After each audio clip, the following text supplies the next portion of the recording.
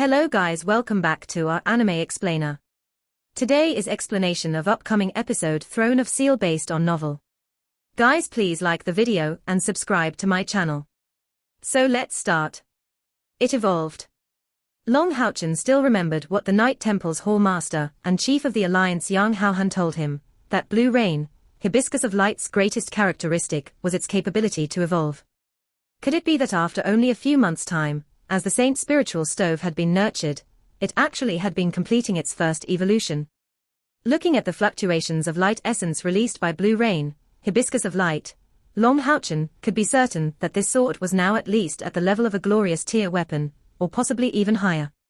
Rather than the Holy Spirit sword in his right hand, which only let out a faint white gloss, Long Haochen almost automatically chose to use Blue Rain, Hibiscus of Light.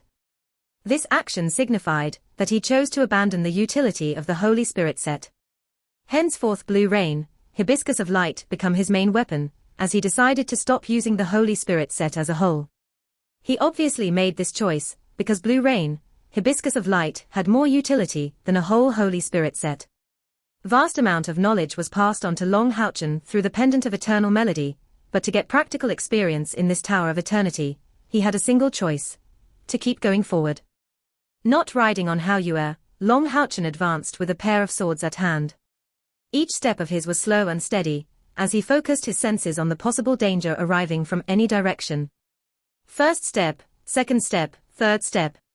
Just 4 steps after passing the location where he got this eternal melody, Long Haochen suddenly came to a stop, and waving the swords in his hands, he looked forward. 2 white glows shot from his back without any warning, and immediately, 2 massive figures appeared before his eyes out of nowhere. These lights were 2 gigantic skeletons, surrounded by a white halo and filled at the same time with an aura of death and holy aura.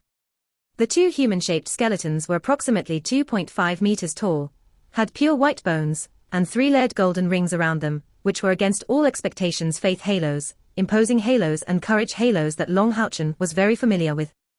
As they wielded a bone shield with their left hand and a bone sword with their right hand, their eyes were filled with a golden flame, just like the Pendant Eternal Melody, but without its purity.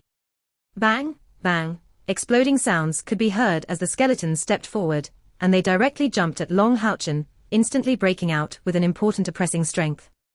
What they used was actually pretty similar to charging techniques used by humans. Long Haochen used the 9 long footstep stances, swerving to the left side with a sideways step. It was so that he wouldn't get hit by the 2 skeletons' attacks from different directions. Holding the Holy Spirit sword in his left hand horizontally, he launched Divine Obstruction. A strong exploding sound reverberated as Long Haochen was pushed back 3 steps, even after using Divine Obstruction, barely standing firm. How powerful! Although Long Haochen didn't know what level his own internal spiritual energy had reached, he still sensed that after obtaining the Pendant of Eternal Melody, it passed the threshold of 3,500. That this skeleton managed to push him back in such a situation meant that its internal spiritual energy was at least above 7,000 or 8,000. And this was the first test of the Tower of Eternity. The second skeleton didn't attack Long Haochen, but aimed its attack at Haoyue, looking straight at him. With a white glow, the skeleton forcibly closed the distance, and as it was still at a meter away from Haoyue, it suddenly turned toward Long Haochen's direction, precisely because of the Saint Spiritual Stove's effects. And from beginning to end, Haoyue seemed as though he hadn't seen it, his 3 heads focused on chanting an incantation. This was the level of trust between Long Haochen and Haoyue. Dong. Another collision rang, this time from an attack launched by Long Haochen. As the Holy Spirit sword parried a blow, Blue Rain, Hibiscus of Light drew power from Bright Vengeance's amplification, aiming at the human skeleton that attacked him.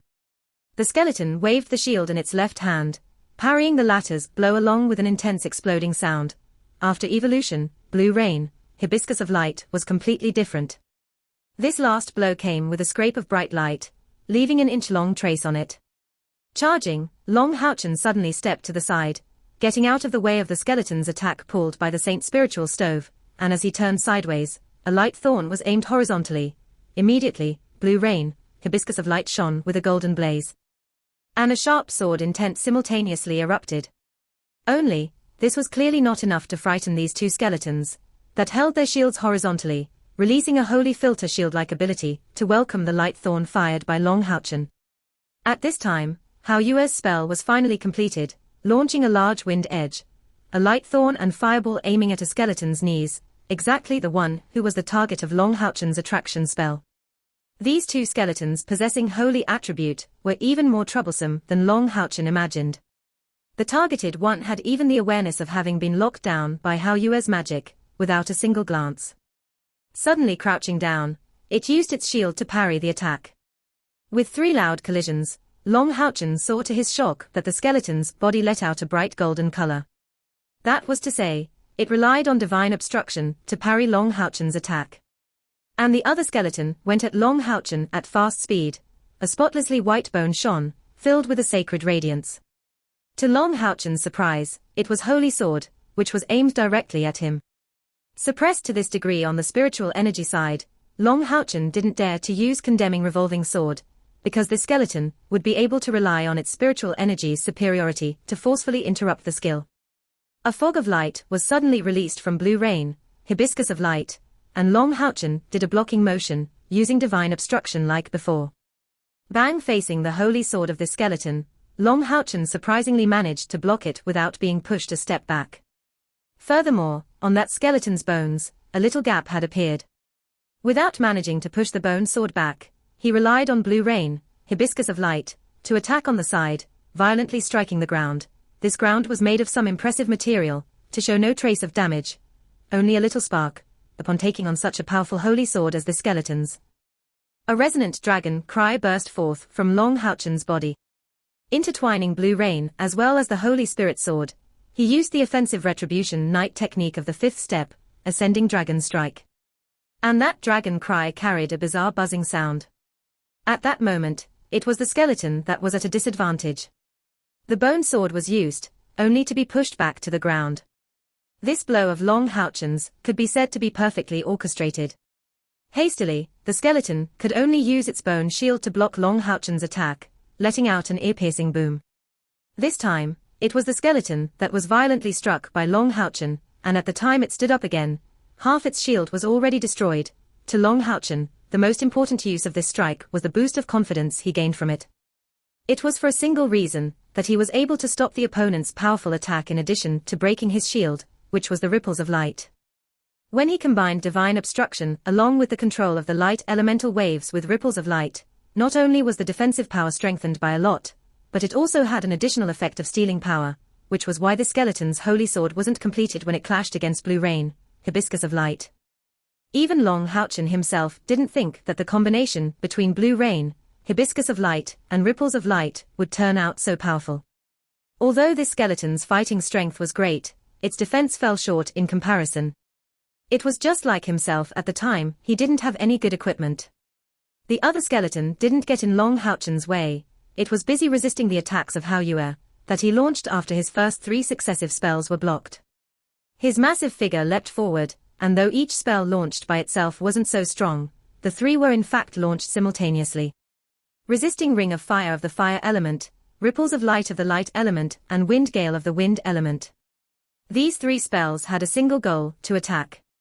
Even that skeleton that possessed divine obstruction, the mortal asset of a knight, could only fall a few steps back under the effects of those 3 spells used offensively. And this was what gave Long Houchen enough time. A strong sunlight fire burst forth from Blue Rain, hibiscus of light, and the high frequencies of ripples of light gave it an exquisite appearance. Assault, Shining Sunlight Strike. Without a doubt, Shining Sunlight Strike couldn't compare to Holy Sword in terms of power, but unlike an ability that needed time to be prepared like Holy Sword, Long Houchen could already complete it instantly with his current cultivation. The intricacies of his abilities were exquisite. In fact, combining Shining Sunlight Strike and Sunlight Fire wasn't in the scope of any Retribution Knight's ability, but Long Houchen was the son of the Divine Knight of Adjudication. Long Xingyu.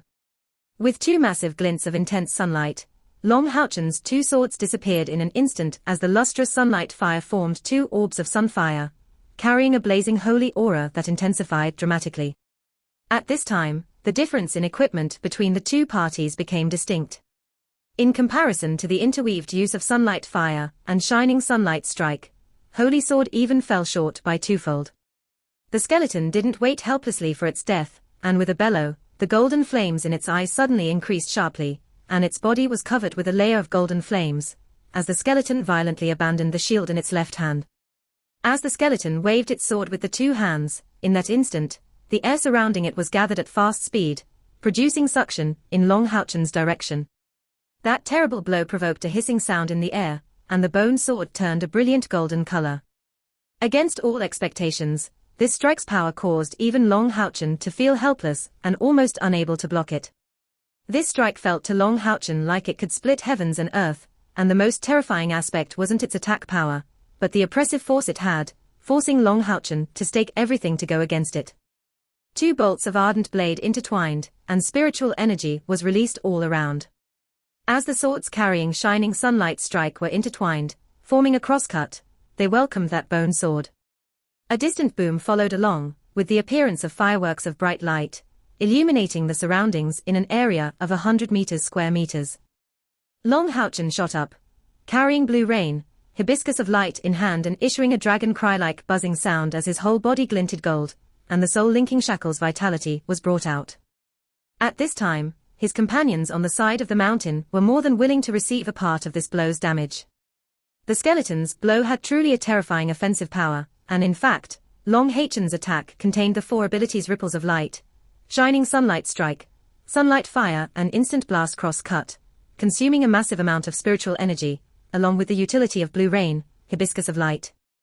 And yet, such a terrifying blow had been forcibly broken, and this was under the premise that this skeleton's blow was far from being as well prepared as his. Now, Long Houchen could be completely sure that if not for the fact that it was blue rain, hibiscus of light that faced the skeleton, and that its weapon wasn't good, he would probably already be finished. The two blades were snapped, but if it was the Holy Spirit sword that faced it instead, it would probably have been broken to naught. His two hands' thumbs having just been fractured, his arms felt limp and painful. This skeleton is harder to handle than I expected. It looks like not only its spiritual energy that reached the sixth step, it's the same for its abilities.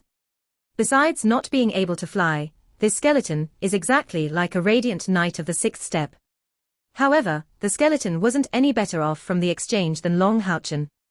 Its bone blade of mediocre quality was already broken to chips, and Long Houchen's blue rain, hibiscus of light, left a deep trace on its chest.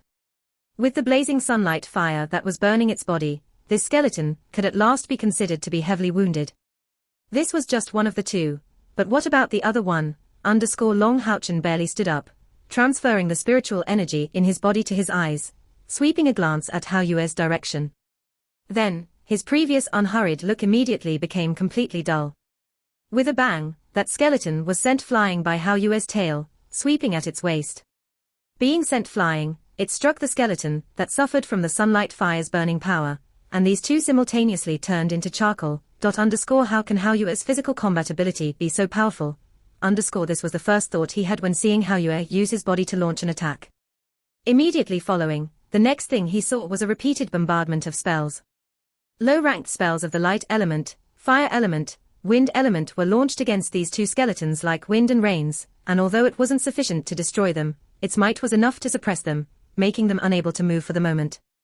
Long Houchen took a deep breath, thinking to himself that by now, Hao Yue should at least be a magical beast at the peak of the sixth step, in cultivation level, and these were spells of the third step. Without consideration for the equipment and in terms of strength, he wouldn't necessarily be a match for Hao Yue. From his look, his external spiritual energy ought to be formidable, at least surpassing him by miles. At that moment, Long Houchen felt a warmth rapidly spreading throughout his body, leading the uncomfortable feeling he had from the skeleton's blow to disappear. All the bones in his whole body were overflowing with warmth, and the pain coming from his arms also lessened a lot. Even the wound on his thumb stopped bleeding. It was without a doubt the pendant of eternal melody that gave Long Houchen such a powerful ability of self-recovery. Without any hesitation, Long Houchen grasped blue rain, hibiscus of light that twinkled in his hand as that skeleton's body was suddenly illuminated. As a dragon cry could lightly be heard, blue rain, hibiscus of light turned into a blue and yellow dual color, shooting up its brilliance in a conical trajectory. It was bright rain, thrusting hibiscus. As he launched the attack, Long Houchen carefully surveyed the surroundings, as well as the consumption he had from using this skill.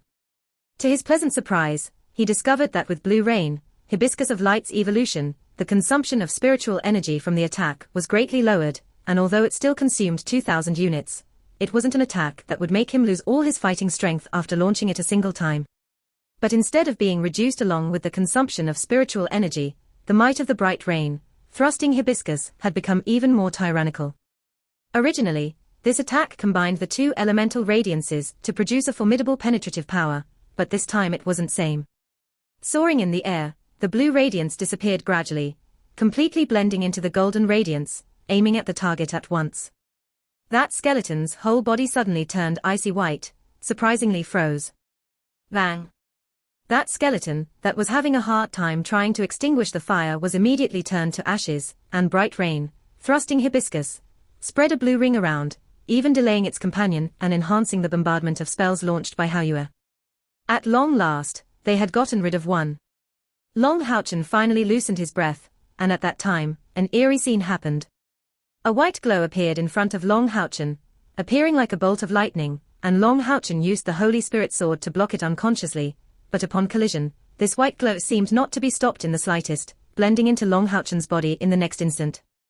Immediately, a cozy warm feeling filled his chest. Long Houchen hastened to survey his own body, finding out to his astonishment that on the side of the saint's spiritual stove floated a white liquid that was particularly pure. It didn't have any elementary attribute, but was extremely concentrated. Long Houchen was completely sure that a single drop of that white liquid energy was sufficient to match 10 drops of liquid spiritual energy. Of the two skeletons, only one was left. There was no suspense for the rest of the battle. Long Houchen exploited the attraction ability of his saint spiritual stove along with his coordination with Haoyue. Not giving the skeleton any opportunity to lock the same powerful attack as before, he exploited the fact that its defensive capabilities were far from being as good as his offensive power, combined with its inferior intelligence, to get rid of it. However, after getting rid of these two skeletons, Long Houchen felt both physically and mentally exhausted, finding out to his astonishment that more than 80% of his spiritual energy was consumed. Even a big part of Haoyue's magic power was consumed. The instant he got rid of the second skeleton, another drop of white liquid entered his body, same as the previous time. Long Houchen didn't attempt to advance any further. He knew that in his current condition, he wouldn't have a chance of success if faced with two more skeletons, if not more. In some sense, defeating these two skeletons was a preview of what was awaiting them ahead, and seeing the white bones on the ground that disappeared gradually, Long Houchen sat cross-legged on the ground, urging the liquid spiritual energy in him to try to assimilate those two drops of white liquid. The result raised his spirits, as those two drops of non-elemental liquid didn't show any resistance. Only after a short process of assimilation, it became a part of his spiritual energy. And just like he estimated, each drop of the liquid energy that came in had the effect of increasing his own spiritual energy by 10 units. Nonetheless, Long Houchen felt gloomy, because his current amount of spiritual energy was low. These two drops of liquid energy only helped him to recover some of that back and nothing more. It wasn't an increase of his total spiritual energy in the true meaning. Long Houchen immediately realized his mistake. He should have waited for his own spiritual energy to have recovered before absorbing it. Defeating a single skeleton could strengthen him by 10 units of spiritual energy. This was a lot faster than cultivation, and although those two skeletons' strength was undoubtedly tyrannical, beating them came with obvious benefits. With the aura of death contained in the Tower of Eternity, Long Houchen only needed half an hour to regain his spiritual energy completely.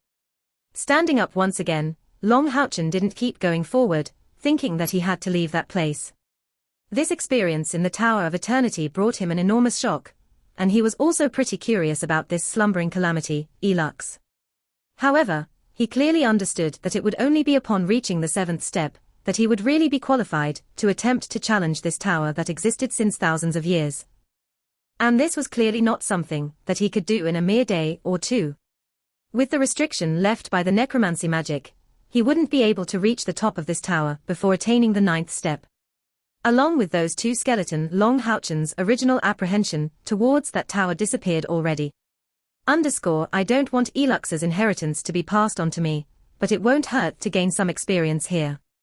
Without a doubt, Many more mysteries and new items are waiting for me to discover them in this Tower of Eternity. As for whether he would share this place with his teammates, this was something he would think about after getting back. He needed at least to discuss it with Kia. After all, the word necromancer was enough to give an extreme shock to any human. Thinking about it, Long Houchen suddenly came to a realization that it should be time for him to get back. 5 hours already passed since he entered in this cavern, and Hao Yue even followed him there. Thinking up to this point, Long Houchen called out to Hao Yue and headed to the outside of the tower, ready to leave. Just at this time, Hao Yue suddenly let out a boo-hoo, standing in Long Houchen's way. Long Houchen unconvincingly remarked, "What's up with you?" Little Light faced Long Houchen, spitting out a golden bead.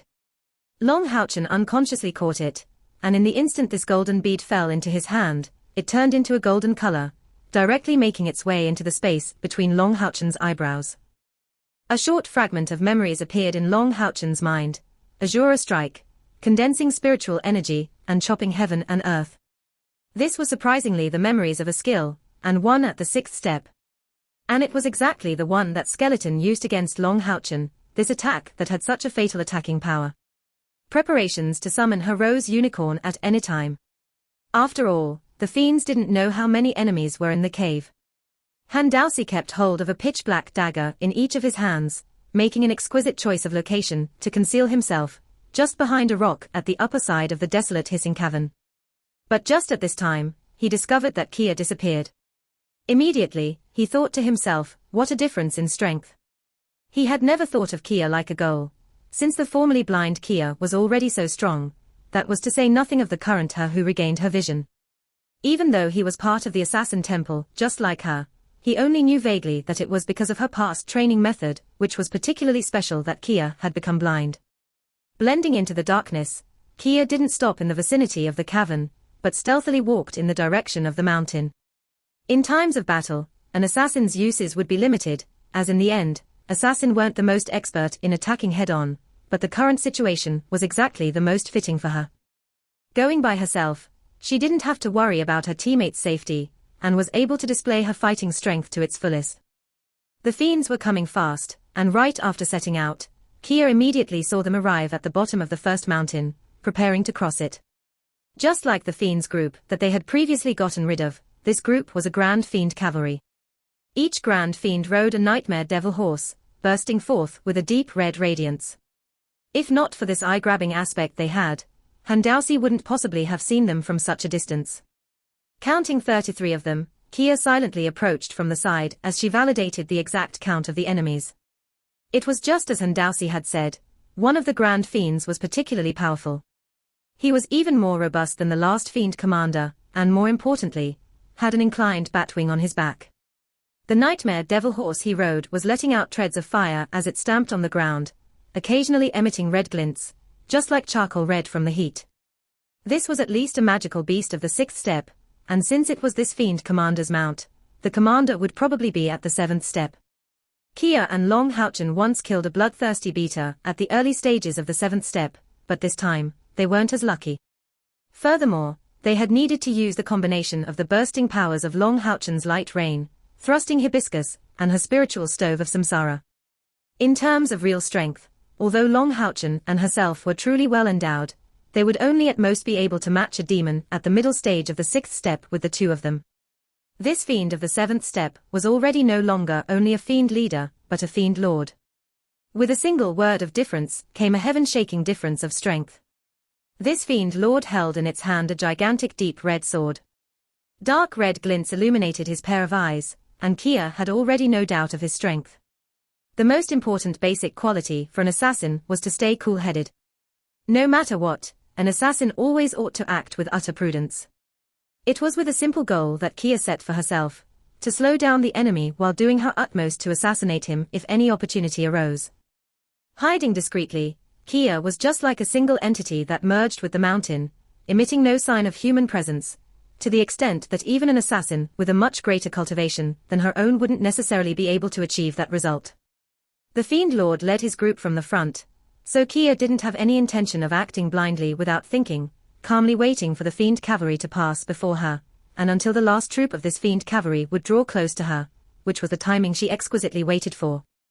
Nightmare Devil Horse's perception wasn't half-assed, but at this very moment, they hadn't the slightest idea that they could have Kia at their back. The so-called slinking technique wasn't based on invisibility, but on exploiting every element of the environment that could possibly be used for one to conceal his own existence. At this very moment, Caia was hidden in the shadow of the last troop member of the Fiend Cavalry. Despite the dusky environment, the sky was still lit by the moon and the stars, so Caia didn't make her move impatiently, but preferred to calmly follow this Fiend Cavalry that was prepared to climb the mountain. The Fiend Lord, who was the first of those mounted soldiers' ranks, arrived at an elevated peak above the desolate hissing cavern, successively followed by the rest of the Fiend Cavalry. They seemed completely the same as a human cavalry, from their orderly arrangement to their soundless advance. Just when the last of those grand fiends riding Nightmare Devil Horse started to climb the mountain, Kia made her move, hidden in the shadows.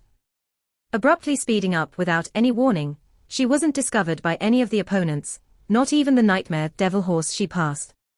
At this moment, the current was just like a spectre, whose spiritual energy burst forth in a split second, flashing out like a golden dagger. With Kia's current cultivation level, how could she be unsuccessful in launching a sneak attack against a Grand Fiend? Her dagger entered the back of that Grand Fiend's head, before a second dagger cut its neck in the next instant, along with an important nerve in its brain. Kia's assassination was truly accomplished perfectly, to the extent that this Grand Fiend didn't even let out a single scream, only a stuffy sound before falling down.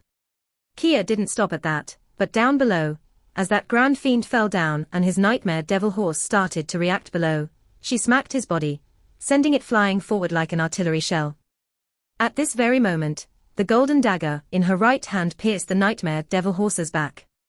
This stab was truly accurate, aiming right in the chink between the Nightmare Devil Horse's vertebrae. Infusing her tyrannically spiritual energy into it, she caused the Nightmare Devil Horse to let out a mournful howl before falling down on the ground, completely paralyzed. Kia didn't give any opportunity for this Nightmare Devil Horse that already lost all fighting capability to strike back, and using on that Grand Fiend corpse that was flying as a screen, she instantly withdrew into the darkness. Retreating after a single blow, not insisting on zealously continuing fighting, this was what an outstanding assassin had to do in this situation. Having suddenly being attacked in such a way, the Grand Fiend Cavalry was immediately caught in a state of disturbance. The Fiend Lord was the first to suddenly turn back, and with a roar, shouting a word in Fiend language. Immediately, a dark red radiance spread out from his entire body, enveloping all the Grand Fiend of the cavalry inside. Every single Nightmare Devil Horse had under its foot a dark red halo extending to over 2 meters in diameter. This fiend was truly deserving the rank of Lord, as this was simply a shocking amplification skill with an area of effect. Meanwhile, the Fiend Commander's blood-red-colored eyes shone like red bullets, instantly sweeping to the direction from where Kia had just disappeared, and the huge red sword in his hand brightly shone, with a gaudy radiance. The red glint in Fiend Lord's eyes was obviously a probing ability, but unfortunately, he didn't find the target he aimed to discover. It was as if Caia had completely disappeared in the darkness. A heinous look flashed through the Fiend Lord's eyes, and with a shout from him, the Fiend Cavalry resumed its way, the only difference being that this time, the Fiend Lord didn't stay at the top of the formation, but remained rather in the middle of it. With the Grand Fiends surrounding and protecting him, their speed had clearly slowed down by a lot. He occasionally swept his pair of terrible eyes at the surroundings, looking for any possible trails he could find. Of course, Kia didn't leave from there yet, still remaining hidden in the darkness. It was only that this Fiend Commander was unable to discover her and no more. The death of a Fiend soldier wouldn't be enough to cause their ranks to enter in a frenetic state, but instead reinforced their defense. Kia discovered from this that except from the Fiend Lord that was situated right in the middle of the formation, these Grand Fiends also comprised 2 Fiend Commanders of the 6th step. At that moment, one was at the front and one at the back, acting like the head and the tail of the formation, and making it a lot harder for Kia to launch another surprise attack. The Fiend Commander was totally furious, and didn't even give the order to collect this Grand Fiend's corpse, or pay attention to the Nightmare Devil Horse that was heavily wounded. Behind this fierce and furious appearance was a loathing look, uninterruptedly focusing his senses to find traces of Kia. At this very moment, a light cry was let out from the Grand Fiend Cavalry's first lines. The Fiend Lord and the Fiend Commander at the front had a rapid reaction, almost galloping at the same time. As expected as a commander of the seventh step, when suddenly erupting, he appeared like a blood-colored ball of blood, shooting up from the nightmare devil horse's back and raising his heavy sword. As his voice erupted like a bolt of lightning, his blood-colored gigantic sword was waved in midair, breaking out with a gaudy blood-colored light, carrying a fishy smell. This blow simply covered an area of a tenfold meters, and was enough to break the mountain's rock without a noise. Bloody light enveloped the surrounding, dissolving the rocks of the mountain, just like lava coming out from hell. Unfortunately, no matter how strong this fiend lord was, his attack needed to hit to be effective. And at the same time his blow carried a great power. A screaming sound was resounding from his back. The fiend lord suddenly turned around, looking right at the shadow that gradually vanished in the dim night. The attacks of those fiend commanders of the sixth step landed in the air, and the head of another grand fiend rolled from his nightmare horse's back, his eyes appearing lifeless. This time, the fiend lord was really totally furious. Letting out an ear-piercing roar in wrath, he immediately chanted a group of continuous incantations, causing a scarlet blood-colored light to burst out from him, turning into a thick blood-colored mantle enveloping the entire grand fiend cavalry with it. This time, if Kia wanted to launch another sneak attack, she would have to go through his defense first. Kia secretly sighed in silence. He truly deserved to be called a powerhouse of the seventh step, to be capable of making such a proper decision in the shortest time. If the Fiend Lord hadn't used this area-targeted defensive spell, she would still have many ways to raid this group sneakily. After the release of this area-effective defensive spell, the Fiend Lord led the Grand Fiend Cavalry to speed up in climbing the mountain. The Nightmare Devil horses rushed with their full power, immediately arriving at the rear of the desolate hissing cavern. Kia wasn't anxious from being unable to launch more sneak attacks, and kept following their group calmly. It was clearly not the time to go all out yet. The Nightmare Devil horses were truly fast, and the topography could not even be considered precipitous. From the looks of it, they were drawing closer and closer to the location of the desolate hissing cavern. Up ahead, a large area of thistles and thorns suddenly appeared. It had at least a meter height, and was exceedingly tough. The Grand Fiends at the front had no choice but to make use of their spears to open up a path for themselves, causing their speed to drop importantly. The Fiend Lord seated in the middle of their formation had a red glint in his eyes, shouting a few words before the Fiend Commander of the sixth step immediately acted in accordance to it, lifting his long spear high up, and unleashing a dark red flame, immediately burning this group of thistles and thorns at once. At the same time this thorny environment was burned, undulations of energy appeared from the middle of the Grand Fiend Cavalry's formation, and an enormous silvery white radiance erupted from it. The space was subject to a formidable lacerating power, causing the few Nightmare Devil horses to whinny and jump up, their bodies flickering with red glints. But because of the defensive area-targeted spell released by the Fiend Lord, it didn't lacerate them to pieces.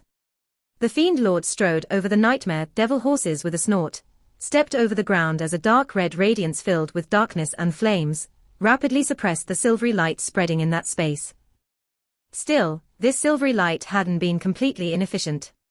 At least, it got rid the defensive area spell prepared earlier by the Fiend Lord. This video will end here. Thank you for watching.